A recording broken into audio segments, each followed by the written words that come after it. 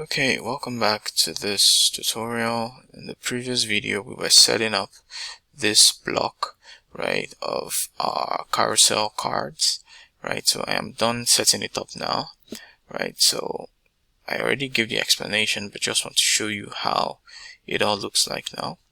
So for our location, for this card,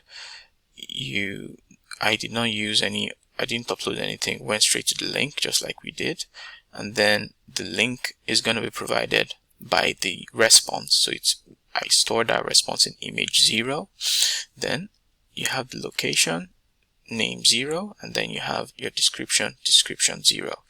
Then you have your button. It's gonna say click here to book for name 0. That's name of the place, right? So click here to book for Maui, for example, and that's the end of that card.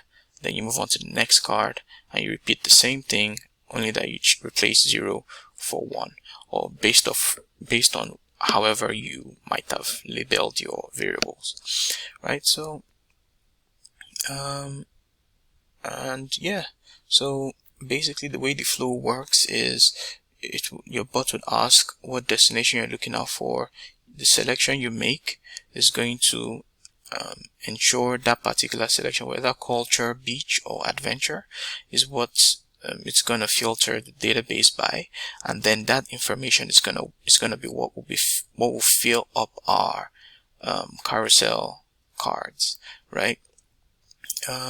Maybe we should drop one more message here, right? And then we can just say great choice. We have a bunch of options for destination type.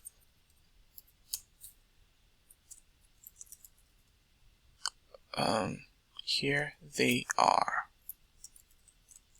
And then maybe we can generate some variants for this, right? Plastic pick. Okay, this is not very good. Let's do it again.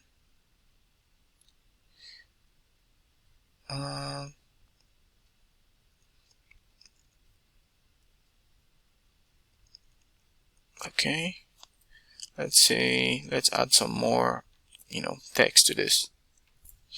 Okay, great. So we've added more text now, so this is good. So now before we hit this carousel, I'd like us to print that. So we have this going here, and then we have this coming here, right? So okay, so let's now run the flow end to end and see how that works.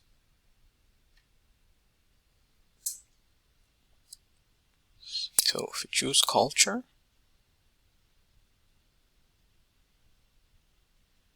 so you can see it gives you everything. So you can see location, Kyoto, description, historical Japanese, Then you can move to the next, Marrakesh, or Marrakesh, yeah, and then Rome. So these are the cultural options, right? And then you can click on this, even though we know it's not a proper link, right? So I think we're good, and that is basically how that works, right? We can test it again for another culture category, or another type of another type of holiday, sorry, right? So if you hit this, right, and then it loads it up for you, so you can see. So it's pretty cool, right? Pretty cool. So yeah, that's basically how it works. Yeah,